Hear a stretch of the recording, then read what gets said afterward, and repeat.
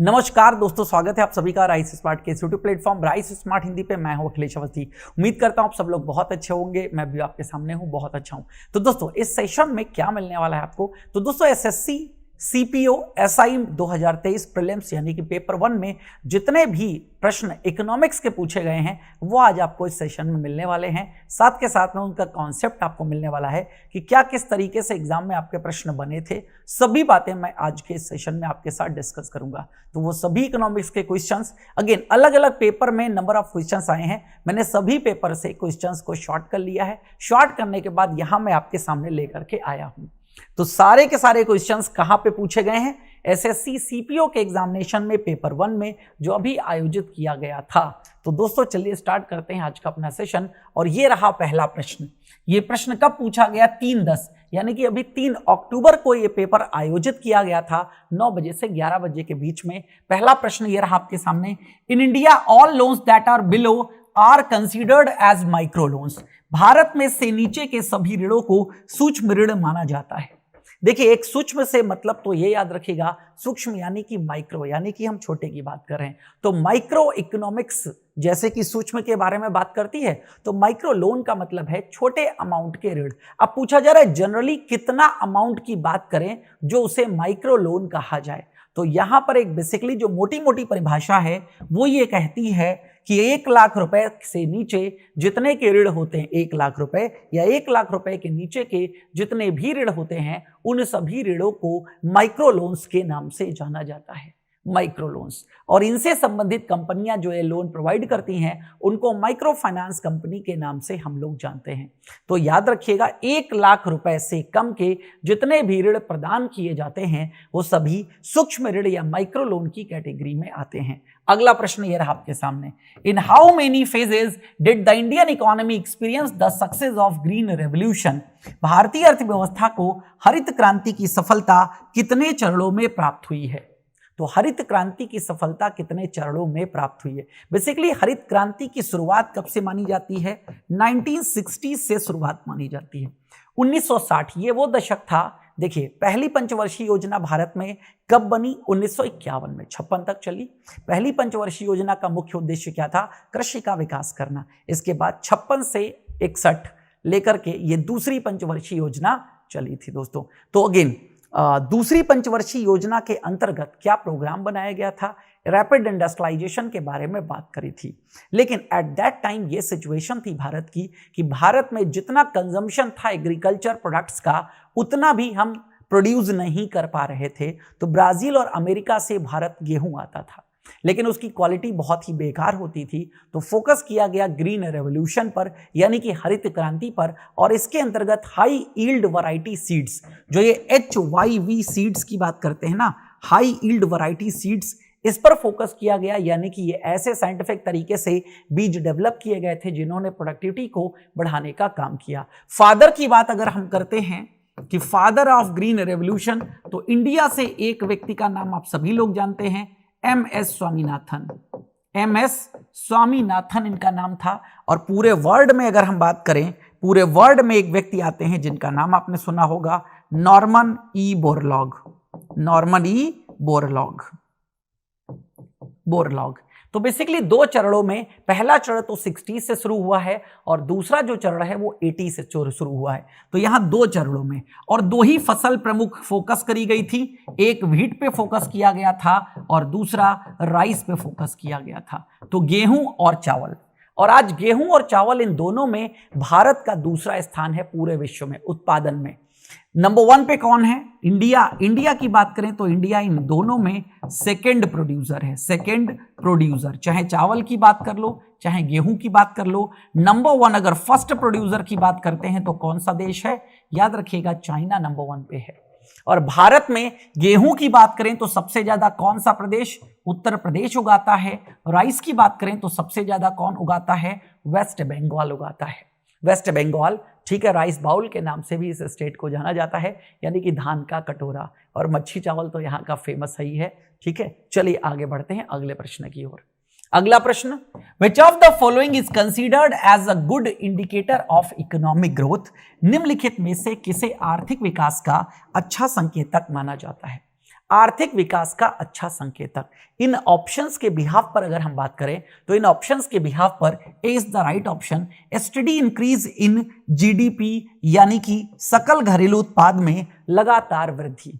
GDP अगर बढ़ रही है तो इसे इकोनॉमिक इंडिकेटर अच्छा माना जाता है, यानी कि देश की अर्थव्यवस्था अच्छा परफॉर्म कर रही है। इसका मतलब समझते हैं तब ये लाइन अपने आप क्लियर हो जाएगी। देखिए जीडीपी का मतलब क्या होता है?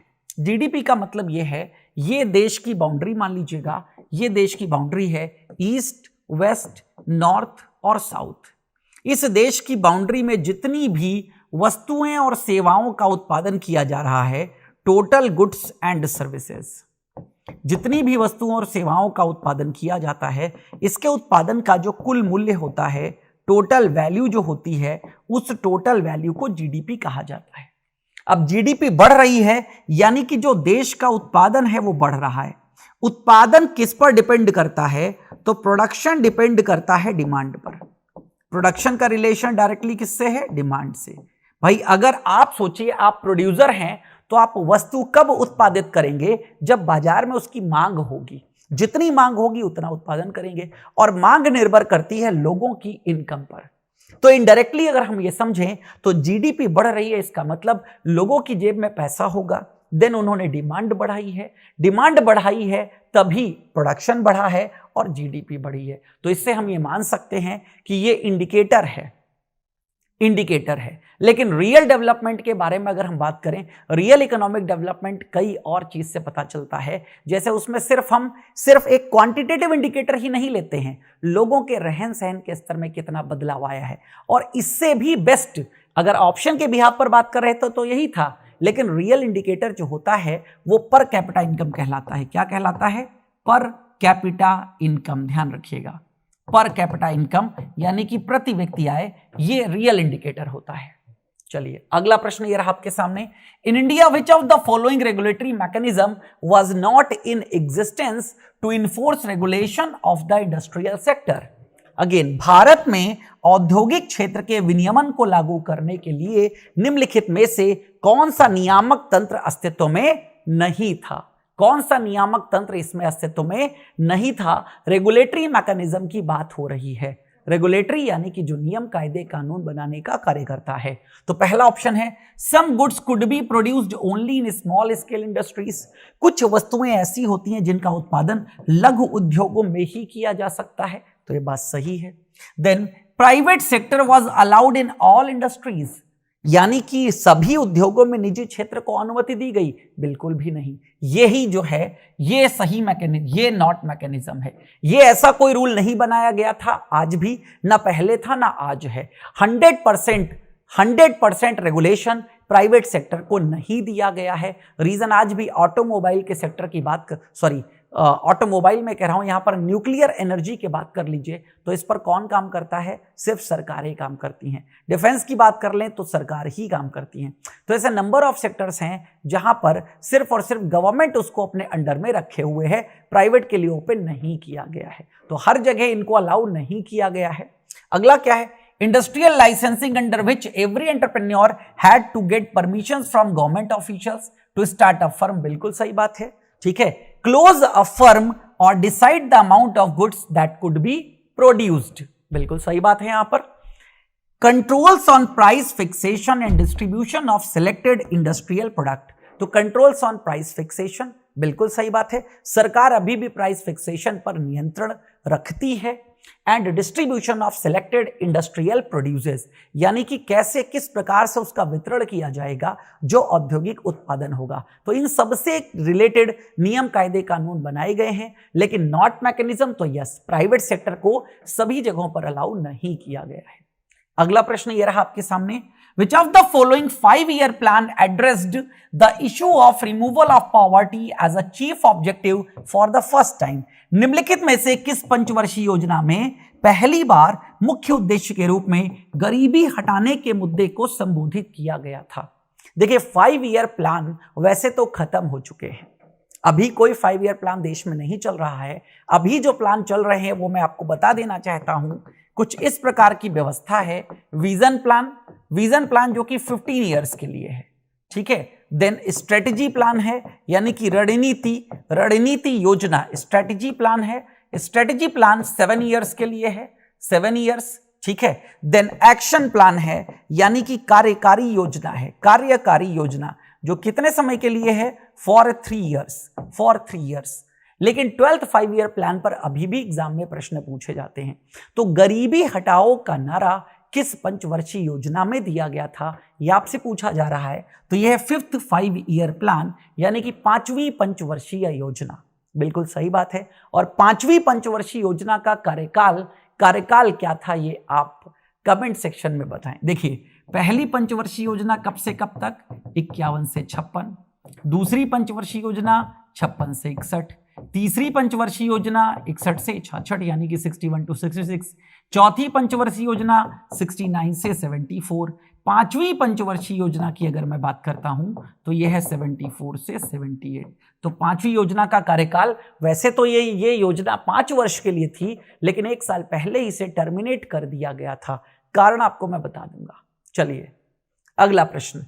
According to the census of India 2011, which metropolitan city has the highest population? Bharat की जनगणना 2011 के अनुसार निम्नलिखित में से किस महानगर की जनसंख्या सबसे अधिक है?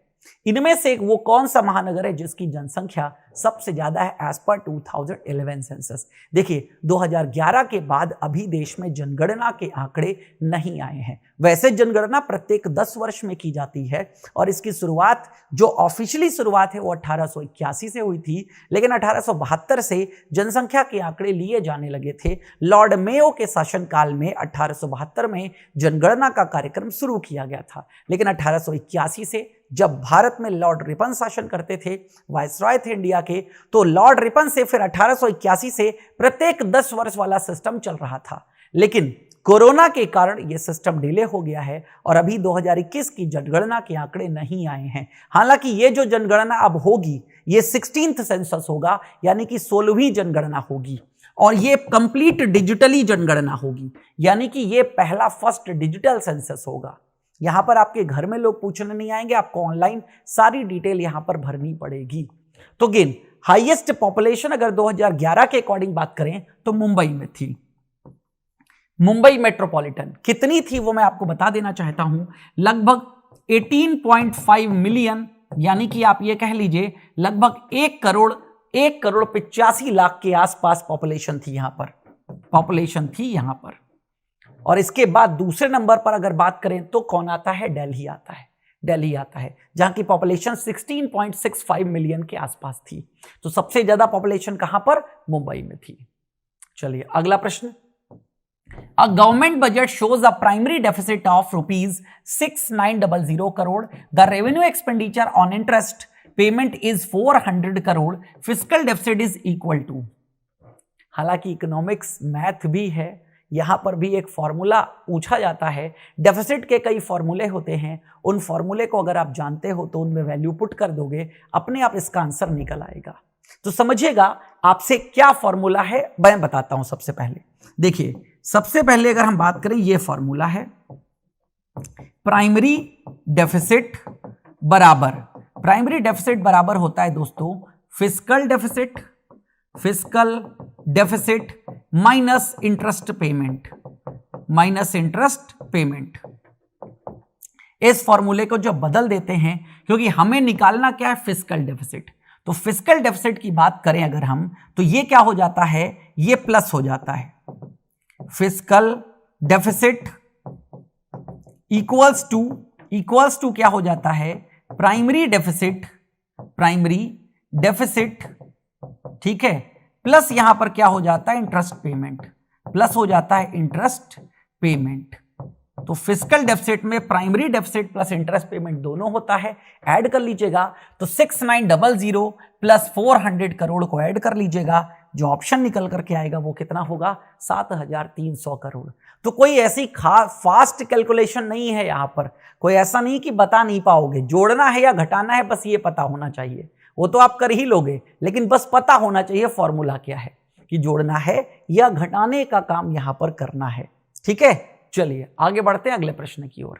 अगला प्रश्न, which of the following micro finance institutions was established in India at the time of independence? स्वतंत्रता के समय भारत में निम्नलिखित में से कौन सा माइक्रो फाइनेंस संस्थान स्थापित किया गया था? माइक्रो फाइनेंस जो अभी बताया ना, जो माइक्रो लोन्स देने का काम करते हैं, ऐसे संस्थान जो 1 लाख रुपए या इससे कम के ऋण प्रदान करते हैं। और बेसिकली इस प्रकार के ऋण ग्रामीण क्षेत्रों में ही प्रदान किए जाते हैं, क्योंकि सबसे ज्यादा जरूरत वहीं पर है, किसानों को है, तो गेन स्थापित किए जाते हैं। तो ये जो पहला बार स्टैब्लिश किया गया था, इसका नाम क्या था? ऐसे माइक्रो फाइनेंस इंस्टीट्यूशंस को at that time rural cooperatives यानी कि ग्रामीण सहकारी समितियों के नाम से जाना जाता था। और इनको एक व्यवस्था थी जिसे हम सहकारी बैंक व्यवस्था के नाम से जानते हैं। आज भी रूरल एरियाज में प्राइमरी क्रेडिट सोसाइटीज होती हैं, वो रूरल कोऑपरेटिव्स का ही हिस्सा हैं। ठीक है, प्राथमिक ऋण समितियों के नाम से जानते हैं, जो किसानों को उनकी जो भी आवश्यकताएं होती हैं खाद और बीज की, उन आवश्यकताओं की पूर्ति करने का काम करती हैं और उन्हें ऋण भी प्रदान करती हैं। तो ये रूरल कोऑपरेटिव्स की बात यहां पर हो रही है। इसका सही ऑप्शन क्या है? रूरल कोऑपरेटिव्स यानी कि सी। अगला प्रश्न, the duration of the 12th 5-year plan was from, यानी कि 12वीं पंचवर्षीय योजना कब से कब तक चली है? तो 12वीं पंचवर्षीय योजना जो चली है वो 2012 से 2017। 2012 से 2017। अभी आपको मैंने 5वीं तक का कार्यकाल बता दिया है, फिर से देख लीजिएगा। पहली 51 से 56, दूसरी बात करें देख लीजिएगा फटाफट, 56 से 61, तीसरी बात करें तो 61 से 66, चौथी बात करें तो 69 से 74, पांचवी की बात करें तो ये है 74 से 78, फिर छठी की अगर हम बात करते हैं तो ये आ जाता है 80 से 85। ठीक है, सातवें की बात करते हैं तो ये आ जाता है 85 से 90। आठवें की बात करें तो फिर 2 साल का गैप रहा है, ये आ जाता है 92 से 97। नौवें की बात करें तो ये आ जाता है 97 से 2002। 10वें की बात करें तो ये आता है 2002 से 2007। 11वीं की बात करें तो 2007 से 2012, और बाद में 12वीं की बात करें तो 2012 से 2017। ये है अब तक जो 12 पंचवर्षीय योजना हुई है उनका कार्यकाल आपको याद रखना है। अब इस कार्यकाल में 3 गैप आप देख रहे हो।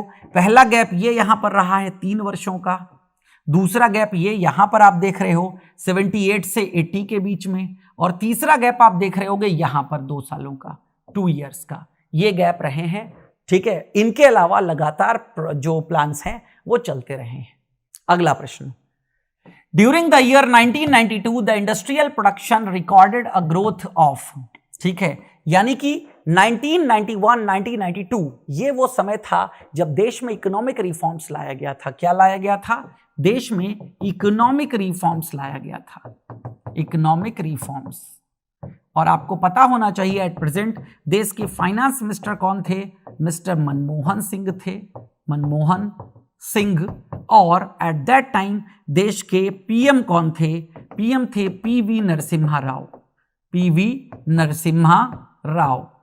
ये क्या थे? उस समय पीएम थे। तो इन्हीं के कार्यकाल में क्या है, भारत में इकोनॉमिक रिफॉर्म्स को लाया गया था। तो 1991 में इंडस्ट्रियल प्रोडक्शन यानी कि औद्योगिक उत्पादन ने क्या किया था? तो ये पॉजिटिव ग्रोथ करी थी, लेकिन 0.6% की। कितने की करी थी? यहां पर पॉजिटिव ग्रोथ करी थी 0.6% की, पॉजिटिव 0.6%, ध्यान रखिएगा। यानी कि D is the right option, D is the right option.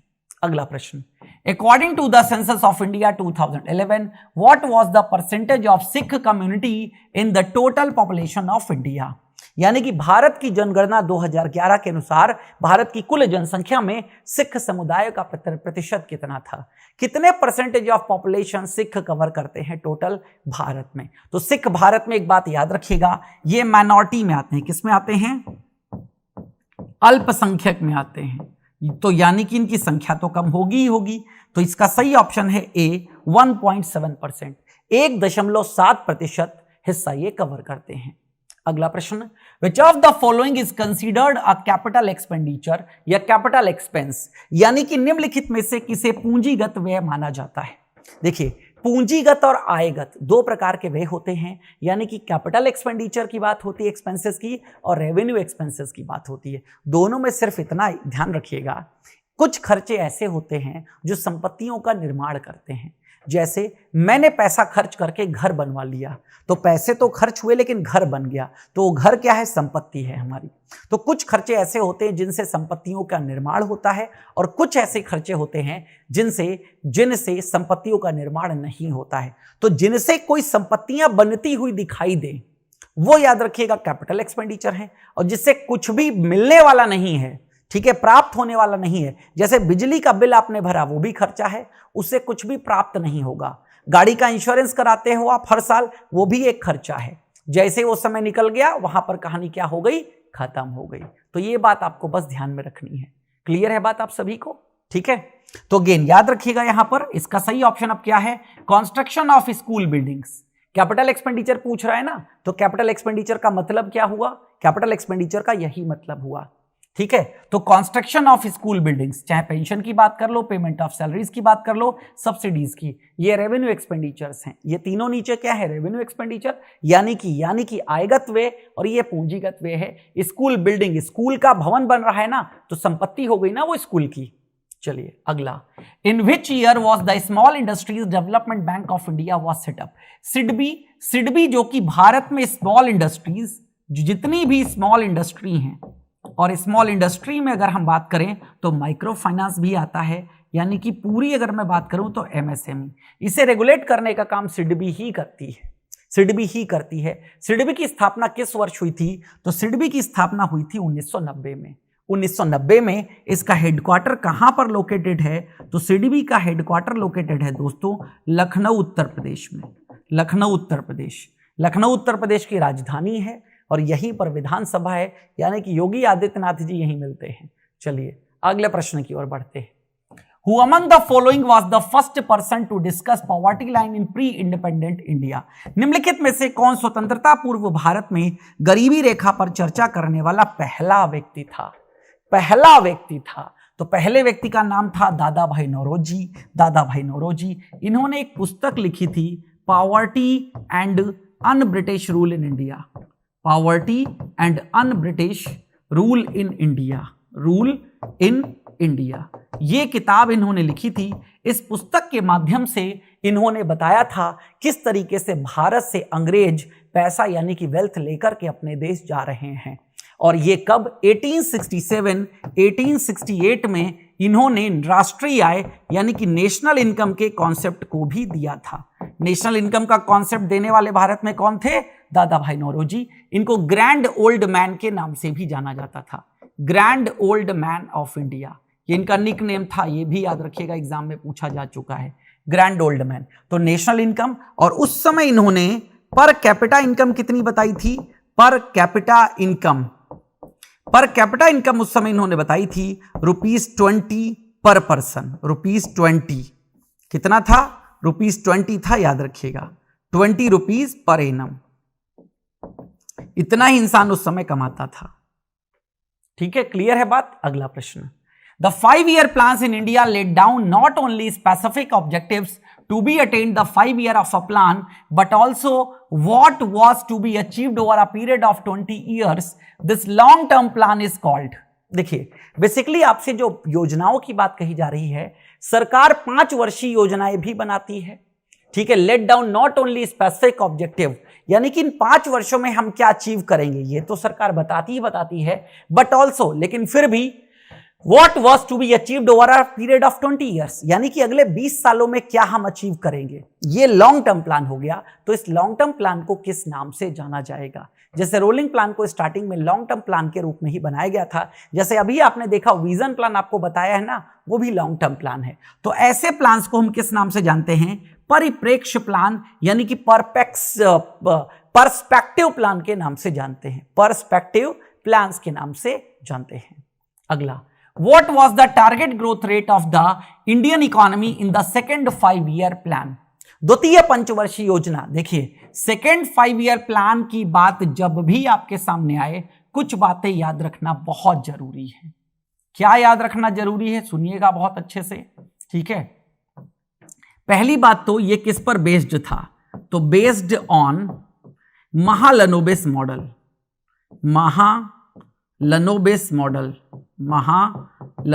Model पर आधारित था ये।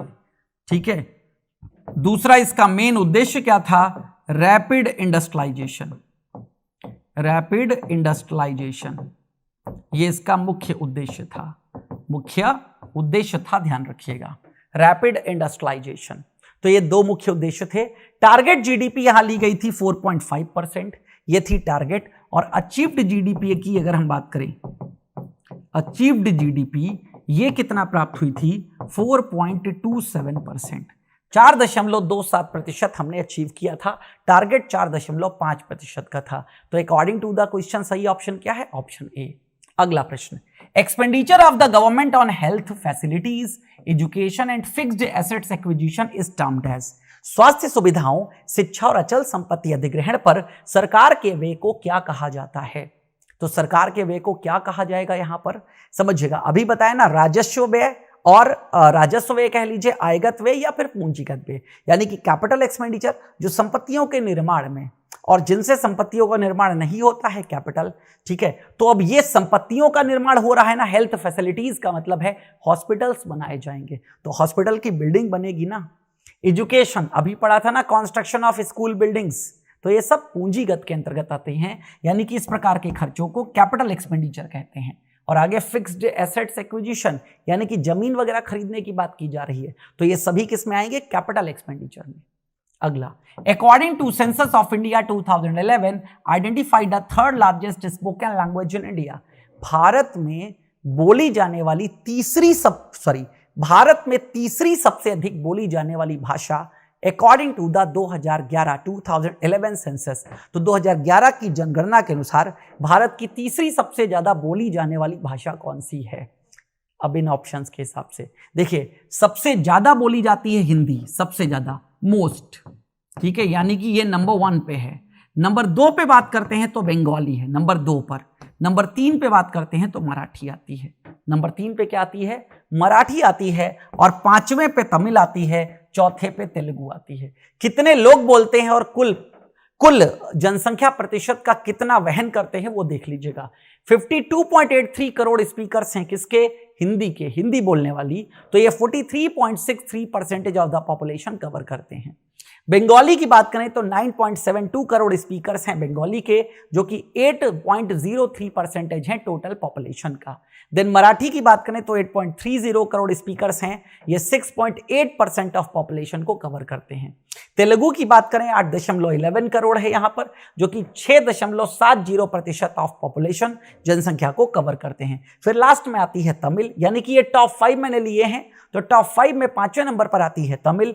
तमिल के 6.90 करोड़ स्पीकर्स हैं, जो कि पॉपुलेशन परसेंटेज का 5.7% एरिया कवर करने का कार्य करती है।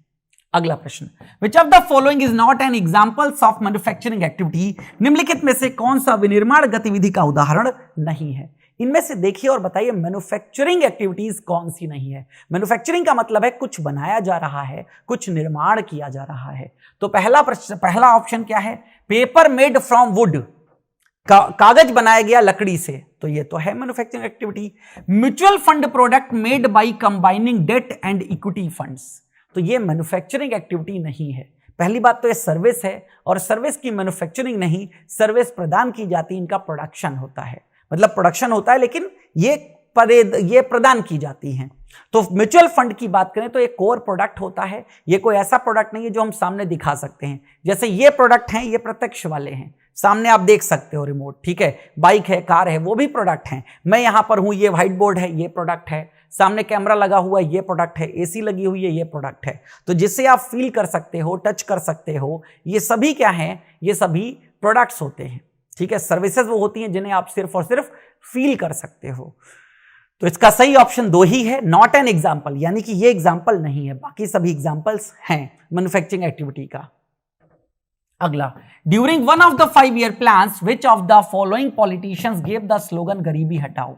गरीबी हटाओ का नारा भी आपने देखा, एक प्रश्न पूछा गया कि किस पंचवर्षीय योजना में आपके लिए गरीबी हटाओ का नारा दिया गया था। तो यह प्रश्न अब यहां पर आपसे पूछा जा रहा है। तो गरीबी हटाओ का नारा दिया गया था इंदिरा गांधी जी के शासनकाल में। 5वीं पंचवर्षीय योजना जो कि 74 से 78 चली है, आप खुद सोचिए इस समय शासन किसका था? इंदिरा गांधी जी का। और इंदिरा गांधी जी ने इमरजेंसी लगा दी थी। 75 से 77 तक क्या रही है, इमरजेंसी रही है देश में। चलिए अगला, according to the 2011 census any person aged and above has the ability to read and write is considered literate. यानी कि कोई व्यक्ति कितनी एज के ऊपर अगर है तो उस व्यक्ति को अगर लिखना और पढ़ना आता है, एबिलिटी टू रीड यानी कि पढ़ने की योग्यता है उसके अंतर्गत, एंड राइट इज कंसीडर्ड यानी कि लिखने की भी योग्यता है। तो पढ़ने की भी योग्यता हो गया, रीड और लिखने की भी योग्यता हो गई। तो इन दोनों योग्यताओं के साथ में उम्र कितनी होनी चाहिए जो उसे लिटरेट माना जाएगा? क्या 1 साल का बच्चा है उसे लिटरेट मान लोगे कि 1 साल का बच्चा, हालांकि 1 साल छोड़ो, बहुत कम कह दिया मैंने, ऐसा समझिए। मान लीजिए 5 साल का बच्चा है, अब वो एलकेजी वगैरह में भी जा रहा होगा, क्योंकि बचपन प्ले स्कूल में तो 2 साल के बाद से नाम लिखवा सकते हो, लेकिन और जगहों पर 4 इयर्स है, 3 to 4 इयर्स है। तो 5 साल में कह रहा हूं, मान लीजिए 1 साल स्कूल करके भी आ गया, तो उसके बाद क्या उसे साक्षर मान लिया जाएगा? जब साक्षर प्रतिशत निकाला जाएगा तो क्या उसे माना जाएगा? नहीं। 7 इयर्स है, 7 वर्ष कंप्लीट कर चुका हो या इससे आगे हो तभी क्या है वो सही माना जाएगा, लीगल माना जाएगा, कंसीडर लिटरेट यानी कि उसे साक्षर कहा जाएगा।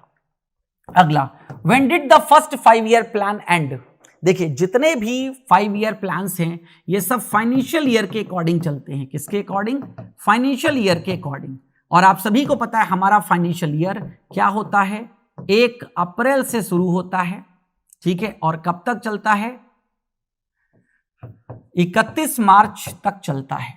तो आप समझिएगा 5 ईयर प्लान कोई खत्म होगा तो कब खत्म होगा? 31 मार्च को खत्म होगा, 31 मार्च। तो इसका सही ऑप्शन क्या है यहां पर? मार्च 1956, क्योंकि 51 में बना था, कब खत्म होगा? 56 में। तो 56 में कब? मार्च 56 में, मार्च 56। अगला प्रश्न, द लाइबिलिटी टू पे the tax and the actual burden of which of the following taxes lie on 2 different persons. कर का भुगतान करने का दायित्व और निम्नलिखित में से किस कर का वास्तविक बोझ 2 अलग अलग व्यक्तियों पर पड़ता है? यानी कि कर किस पे लगाया गया और कर भरा किसने, ये व्यक्ति अलग अलग हैं। और ऐसा तभी हो सकता है जब टैक्स इनडायरेक्ट टैक्स हो, और इनडायरेक्ट टैक्स का एग्जांपल यहां पर एक ही है, वो है गुड्स एंड सर्विस टैक्स। तो ये है इनडायरेक्ट टैक्स, इनडायरेक्ट टैक्स यानी कि अप्रत्यक्ष कर, और ये सभी जो कर हैं ये डायरेक्ट टैक्स होते हैं। डायरेक्ट टैक्स यानी कि प्रत्यक्ष कर, प्रत्यक्ष कर होते हैं, प्रत्यक्ष कर, ठीक है। तो अप्रत्यक्ष करों में ही 2 अलग अलग व्यक्ति होंगे। प्रत्यक्ष कर में जिसके ऊपर कर आरोपित किया जाएगा वही कर सरकार को चुकाएगा। अगला प्रश्न, which of the following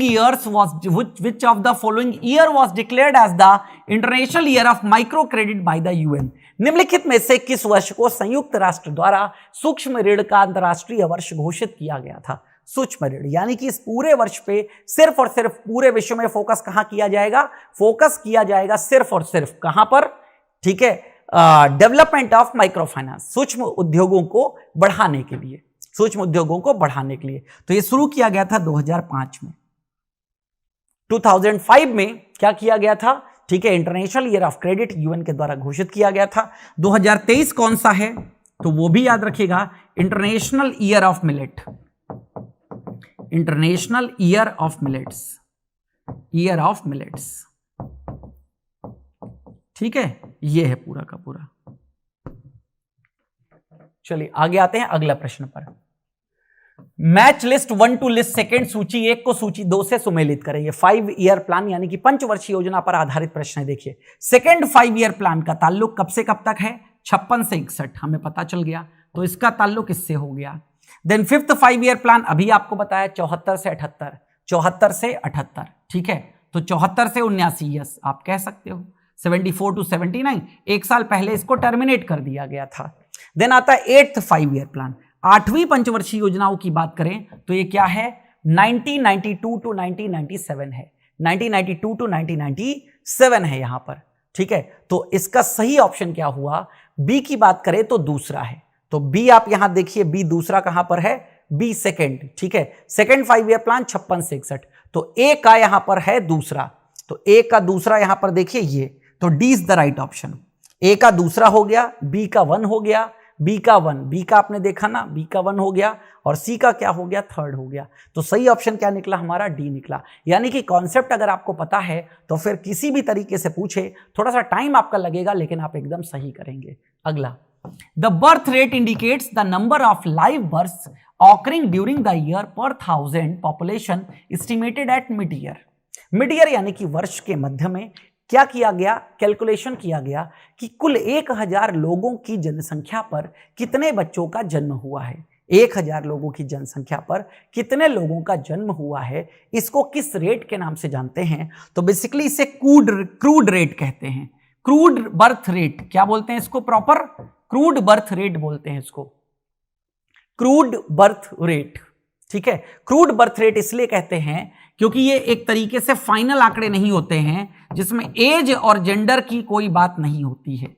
overall population से चीजें मैनेज की जाती हैं, कैलकुलेशंस की जाती हैं, तो इनकी एज के बारे में डिस्कशन नहीं किया जाता है और इनके जेंडर के बारे में डिस्कशन नहीं किया जाता है। जो बच्चे पैदा हुए वो बच्चे हैं, ठीक है, चाहे वो क्या हो, गर्ल चाइल्ड हो या बॉय चाइल्ड हो। अगला प्रश्न, in which of the following years did the government opt for a plan holiday after the 7th 5-year plan.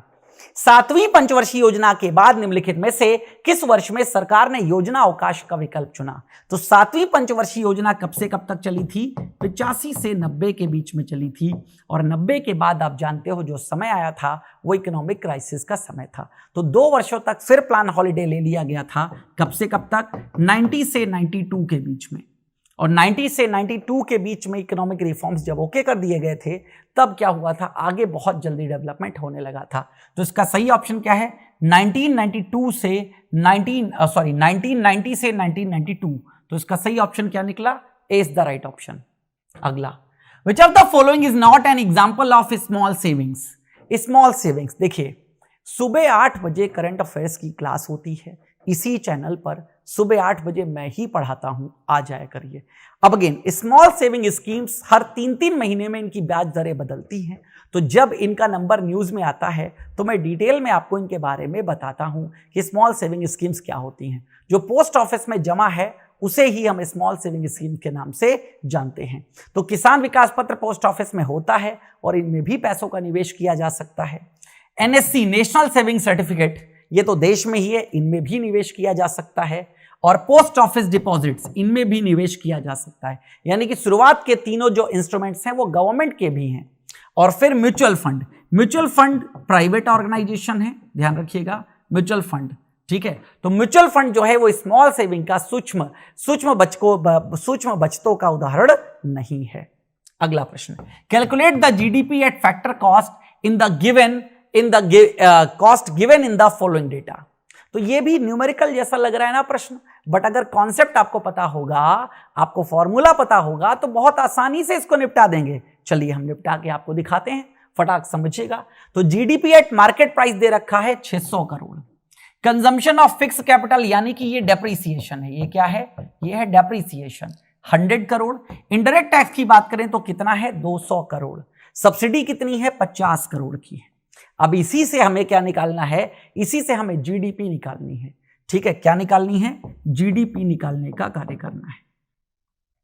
समझिएगा, जीडीपी वो भी एट फैक्टर कॉस्ट, इसको ऐसे डिनोट किया जाता है जीडीपी एफसी यानी कि जीडीपी एट फैक्टर कॉस्ट। इसका फॉर्मूला क्या होता है? GDP at market price, GDP at market price, ठीक है, प्लस, अभी समझिएगा, प्लस यहां पर क्या बात करते हैं? प्लस यहां पर बात करते हैं सब्सिडीज की, जीडीपी एट मार्केट प्राइस, ठीक है। हम सब्सिडीज की बात यहां पर करेंगे, प्लस सब्सिडी और माइनस कर देते हैं यहां पर इनडायरेक्ट टैक्सेस। अब इसको जोड़ लेते हैं, फिर डिस्कशन करते हैं। जीडीपी एट मार्केट प्राइस कितना है? 600 करोड़। 600 करोड़ में सब्सिडी कितनी ऐड करी है? 50 करोड़। माइनस कर देते हैं 200 करोड़। तो ये वैल्यू कितनी निकल कर के आएगी? 450 करोड़ की वैल्यू। तो इसका सही ऑप्शन क्या है? B, 450 crore. 450 crore is the right option. ये पूरा फॉर्मूला है जो कि मैंने आपको बता दिया, इसी फॉर्मूला के अकॉर्डिंग निकाला जाता है। जब कॉस्टिंग निकाली जाती है तब सब्सिडी ऐड कर ली जाती है, जब फैक्टर कॉस्ट की बात करते हैं तब सब्सिडी ऐड कर ली जाती है, ठीक है, अदरवाइज सब्सिडी वगैरह ये चीजें हट जाएंगी, अलग हट जाएंगी। अगला, which of the following statement is incorrect with regard to the green revolution, हरित क्रांति के बारे में इनमें से क्या सही नहीं है? पहला, it was introduced in areas that were rainfed, यही सही नहीं है। पहला ऑप्शन पकड़ा, यही सही नहीं है कि इसको इंट्रोड्यूस इसलिए किया गया था, ठीक है, दैट वर रेनफेड, यहां पर जहां पर ज्यादा बारिश होती है, वर्षा आधारित, बिल्कुल भी नहीं। It was funded by international और एजेंसीज, बिल्कुल सही बात है। वर्ल्ड बैंक अब तक कितना फंडिंग दे चुका है इसको। Then it was a government program of agricultural modernization, ये सरकार का एक प्रोग्राम है, ठीक है, क्या करने के लिए? एग्रीकल्चरल मॉडर्नाइजेशन के लिए। देन आगे, it was targeted mainly at the wheat and rice growing areas, यही मैंने आपको बताया। तो व्हीट और राइस ग्रोइंग एरियाज में ही क्या किया जाता है? इनको सबसे पहले टारगेट किया जाता है। तो इस अकॉर्डिंग टू द क्वेश्चन सही ऑप्शन क्या है? ठीक है, रेनफेड। तो आज के सेशन में इतना ही है। ये वो सारे प्रश्न थे जो सीपीओ में पूछे गए थे। उम्मीद करता हूं आपको पसंद आए होंगे। कमेंट सेक्शन में जरूर बताइएगा आपको सेशन कैसा लगा। Thank you.